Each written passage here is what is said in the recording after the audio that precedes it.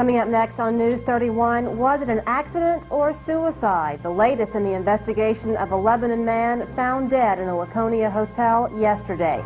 And a month into the new year, how strong is our economy here in the Upper Valley? We'll tell you. In sports, Hartford hockey comes from behind in a big win last night. Mark will have all your latest sports highlights, and Tom's in with your end of the month forecast. So stay with us. News 31 at 6 is next. WNNE TV, Hartford, Hanover. It costs $20,000 to keep a prisoner in a prison in New Hampshire, and yet we are arguing that it's not worth it to pay $4,000 per pupil to keep our kids in decent schools. Is that right? Some New Hampshire state lawmakers saying Governor Merrill isn't making the grade when it comes to funding the state's public education. News 31, serving Vermont and New Hampshire from the Connecticut River Valley. Live from the WNNE studios, it's News 31. Good evening, everyone. I'm Julie Beaty. Thank you for joining us. State funding for New Hampshire's public schools has once again stirred debate among lawmakers. Today, legislation was introduced that would require full funding of the state's education funding formula, known as Augenblick. News 31's Craig Shibley has more. The Senate Education Committee today held a public hearing on Senate Bill 119, requiring the state to fully fund the Augenblick formula by the 1997 fiscal year. Passage of the bill would mean an additional $63 million in state aid to towns, a sum that caused much partisan debate among committee members. I think this is pretty graphic evidence that the formula is absurd. We have a school district right here in town that holds bake sales to buy textbooks. You know there's something wrong with the system. Freshman Senator Sylvia Larson introduced Senate Bill 119. We need state aid to equalize that educational opportunity for every child in this state. Senate Bill 119 is co-sponsored by 5 other Democrats. None of them supports a broad-based tax to fund it, but they also didn't offer any alternative, a detail that concerns many Republicans. There's no evidence that that would significantly improve education. We have other much more serious structural problems in public education which should be addressed where we know that we can improve the quality of education. This bill is misdirected. Republicans claim 60% of the money aimed at fully funding the bill would actually go to towns with an above-average fiscal capacity. As supporters and opponents of Senate Bill 119 divided along party lines, the governor added his opinion in this letter to members of the Education Committee, calling the bill fiscally irresponsible and urging members to soundly defeat it. The sponsors of this bill know that there is no money in the bill to pay for it. This is a priority for the state of New Hampshire, and we are going to solve it because we're going to be willing to rise above that partisan rhetoric. Craig Shibley, News 31, Concord, New Hampshire. Larson told News 31, even if the bill gets out of committee, there still may not be enough support in the Republican-controlled Senate. New Hampshire authorities say a 39-year-old man whose body was found in a Laconia hotel room over the weekend probably was not murdered. The state attorney general's office now believes Matthew Robinson of Lebanon may have accidentally overdosed on drugs. At this point, the state police feel that things are pretty much wrapped up with this investigation. It doesn't look like there's anything suspicious surrounding his death. And the state police are pretty much ready to wind it up, except for waiting for the toxicology results on the autopsy. Rundles told News 31 the toxicology results should be available in a couple of weeks. A Vermont man dead tonight, trapped in an avalanche while skiing in Arizona.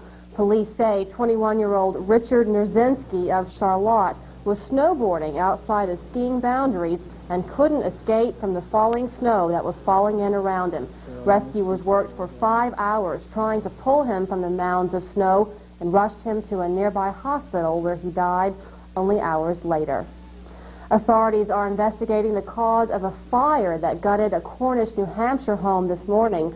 Flames were shooting out of this house when firemen arrived just before 11 o'clock this morning. We saw it was fire had already been through the roof, and it was coming out the front end of the thing towards the road. So it was pretty well fully involved when we arrived. The house's owner, Michael Marsh, was luckily not at home at the time. Little was left of the inside of the home, and damage is estimated at more than $50,000. More than 20 firefighters from Meriden, Cornish, and Plainfield helped in fighting the fire. Well, the Upper Valley appears to be the place to be for some economic stability. The unemployment rate for the Lebanon-White River Junction area is the lowest among both Vermont and New Hampshire employment, and employment officials say it's been that way for years. Many describe it as slow but steady. Still, News 31's Tina Detel found some signs that it's also growing. Here we grow again. That sign in front of this soon-to-be McDonald's restaurant could be a sign of the times for the Upper Valley. Things seem to be really picking up around this area. I know a lot of electrical contractors and there's a lot of building tradespeople are real busy right now. Winter is usually a slow season for construction workers, but projects like this are keeping many busy and employed. The unemployment rate in the White River Junction and Lebanon area is the lowest in the Twin States. Still, there's a little more than 1,000 folks out of work, but officials say it's not for a lack of jobs. It's a matter of trying to get them to focus maybe on something about the jobs they've had that might relate to some other job that's being done in the area. And some businesses are starting to expand again. Some companies are starting to reinvest in new equipment and such, and I think in the past they might have been a little hesitant. Still, home mortgages are down, and that means a lot less people are buying houses. But the bankers we talked to said there are a lot of factors that come into play. A certain amount of debt may have some stigma attached to it, so people are reluctant to get too heavily indebted. And I think interest rates also play a factor as interest rates rise. The perception of folks we talked to, though, was split. Not doing too great right now. It's lack on work. We need more work. Well, I think it's doing better. I think it's in a reverse. We hope it's for the better. Officials contribute the Upper Valley's stable economy to the institutional and health field opportunities in the area. Tina Detel, News 31, Lebanon. Property taxes and education reform. It's shaping up as a major issue in the Vermont State House again this year, and already it looks like a major stumbling block as well. So far, the House has introduced 4 different reform bills, but none of them is receiving any support. So the House opened itself up to feedback from the public today, but many of those there seem skeptical the legislature can see any reform at all. I urge you to be strong in your beliefs in support of these tax reform principles, not on which proposal compromises the most and still creates an appearance of reform. The House has proposed shifting local funding to the state to increase equity in education, but some lawmakers said today that could mean higher income taxes. Well, still to come on News 31 at 6, Mark Sudol's in with sports as the Windsor girls have a devil of a time with Polton. Well, guess what? The days of no pain, no gain may finally be over. And Julie, weather-wise, we moved a warm front through today that increased our clouds. This cold front tomorrow could bring some snow flurries. I've got all Trying to lose weight, one of the hardest parts may be sticking to your exercise routine. If that sounds like you, there's good news. The latest recommendation from health experts is almost too good to be true. That's because they say forget sweating yourself to death and don't try and do it all at once. So how are you supposed to shed those pounds, you ask? Well, Dr. David Nida reports. Do you really need to hit the weights, pound the pavement, or climb endlessly for a minimum of 20 to 30 minutes, 3 to 4 times a week to become officially physically fit? Well, that's what we've been told we had to do, but frankly, few of us are good at sticking to that stricter regimen. Consequently, we felt the responsibility to make it known that there's another approach to an active lifestyle that appears to provide very important benefits to health. Experts from the American College of Sports Medicine and the Centers for Disease Control now say you don't need to work yourself to the bone in order to get some benefits from exercise. They've issued a new recommendation, and you don't need to go to the gym in order to meet it. The new goal is 30 minutes of accumulated, moderately intense exercise over the course of a day. So what's that mean? It means that short bouts of activity over the course of the day can really add up to fitness. And that would include things like taking the stairs instead of the elevator, housework, gardening, taking a brisk walk at the mall. It all counts toward that 30-minute goal. This new recommendation would involve a greater expenditure of energy than would be the case for a person meeting the minimum of the more traditional exercise recommendation. Now, if you do like to work hard and sweat, that's great. Keep up the good work. But if you're someone who does not like to work out, you can get the benefits of exercise too, just by being active. I'm Dr. Dave Nida for NBC News. Well, the bad news is the sunshine is gone. The good news is the mild weather isn't. Tom's at the weather mat now with a first look at the forecast. Tom? Julie, certainly no excitement to welcome in the month of February. A few more clouds around tomorrow, but as you said, milder weather in store. And I've got all the details, so you stay right there.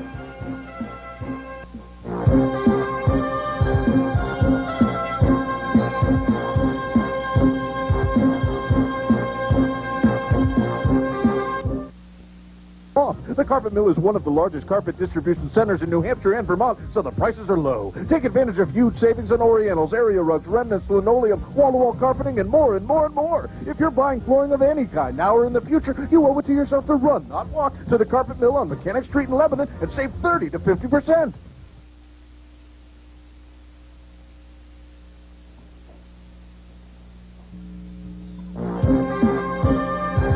News 31 Weather with Tom Hoyt.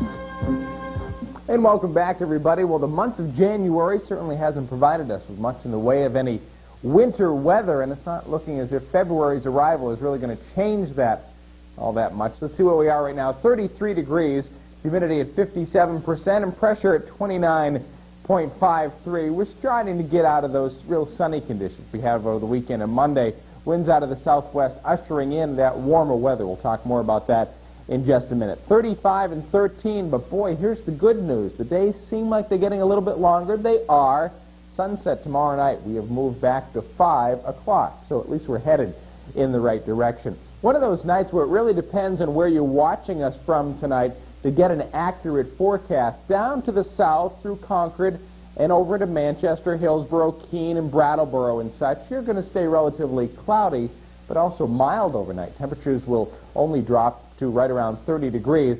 Well, up front, that warm front that's been moving up through the northeast all day, and a storm system back up here in eastern Canada will provide some flurries around tonight. Places like, Berlin and over into Gorham and Littleton. You move across the river into St. Jay, up into Burke and Linden, over into Hardwick. Those spots we'll certainly see a few flurries around tonight, but believe me, nothing substantial. In fact, most of the measurable snowfall, if in fact there is any at all, will far north up into Maine. They might get an inch or two, but that's about it. But the news is still good for the ski areas around, because southern areas will see just another near perfect night for snowmaking. And as the day wears on Wednesday, this snow flurry line or whatever will begin to drop and settle down a little bit farther to the south in the advance of a cold front. As we've talked about, still mild. High temperatures on Thursday will be in the 30s.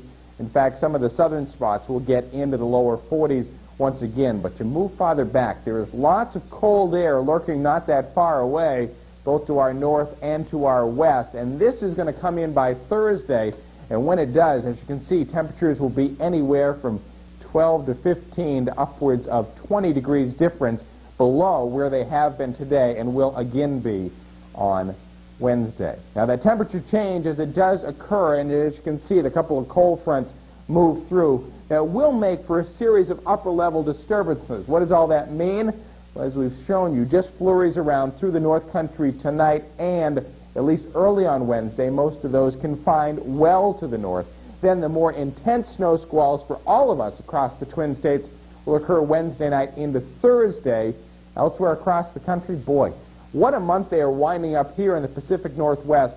Northern California and Oregon, spots have picked up between 15 and 20 inches of rain during the month of January, and it's very mild. In fact, they got to 60 degrees in Portland, Oregon today. Not that mild for us, but we'll tell you exactly how we're going to wrap up the month and do that in just a minute. Wrap up January and head into February. Cloudy, some light snow around, especially up to the north. Tomorrow, mostly cloudy, scattered flurries. That flurry line, if you will begin to settle.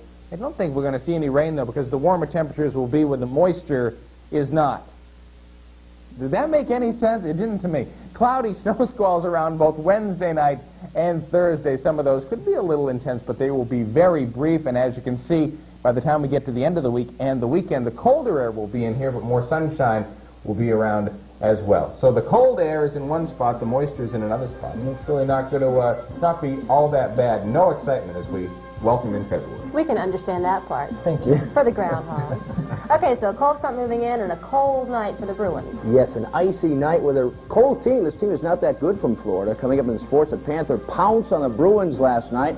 We'll check out those highlights coming right up. Your local CarQuest Auto Parts stores in Brattleboro and Springfield, Vermont, and Field in Claremont, New Hampshire.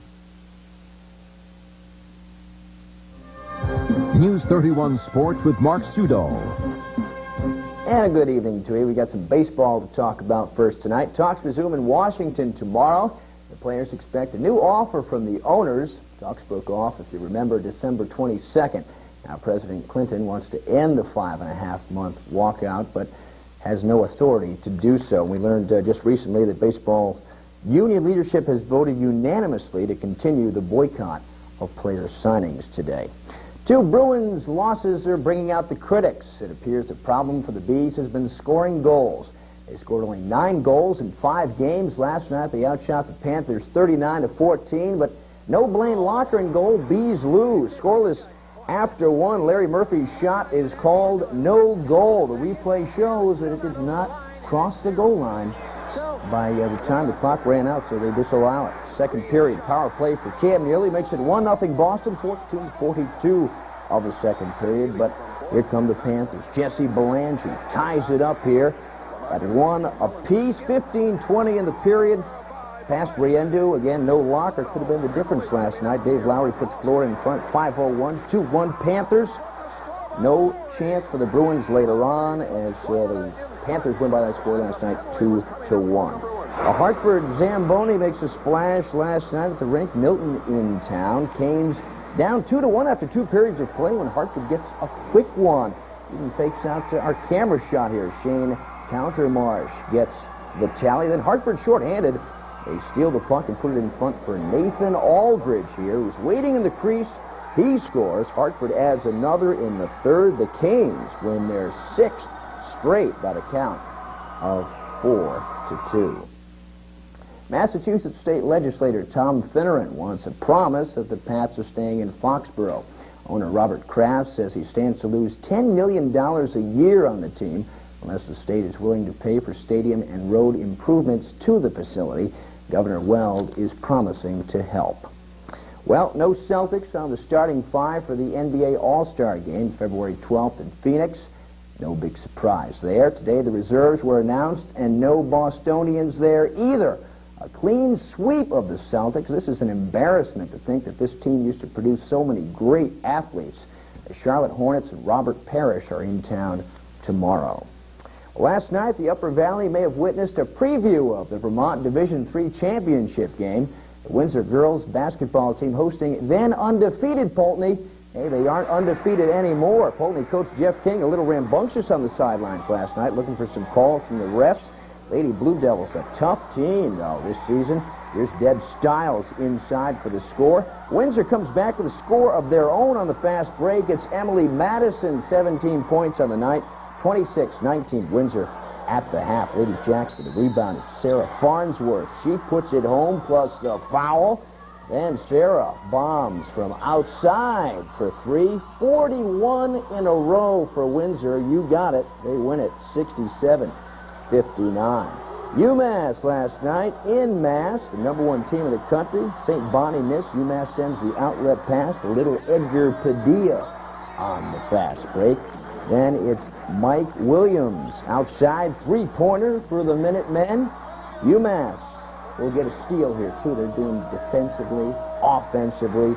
Lou Rowe taking it to the street, to the hole, slam dunk. UMass wins it last night, 79-62.